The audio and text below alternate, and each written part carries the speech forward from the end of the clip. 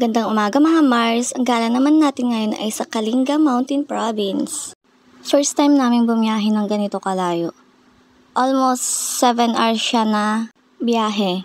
At bago kami pumunta ng Kalinga, chinek muna namin lahat ng kailangan naming dalhin.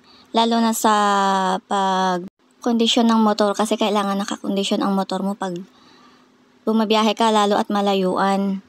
Nagbaon din kami ng mga instant food kasi hindi pa namin kabisado yung lugar kung may mga mabibilhan ba or wala.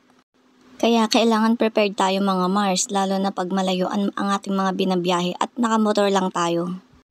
Nakailang stopover din kami dyan para magpahinga. Lalo na yung driver natin kailangan niyang magpahinga dahil syempre mangangalay din yung kamay niya sa pagmamaneho. Magandang mag-rides dito mga Mars. Dahil hindi siya mainit, malamig yung simoy ng hangin. Malamang nasa bundok tayo. Para sa akin mga Mars, the best rides ito dahil napakaganda ng tanawin dito mga Mars. May enjoy mo yung view habang tumatakbo yung motor.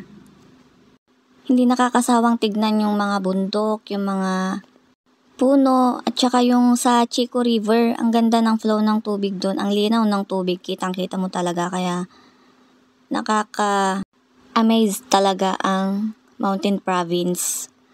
Kaya tara mga Mars, samahan nyo kami sa aming paglalakbay. At sa mga kapwa namin na mga riders, keep safe po lagi.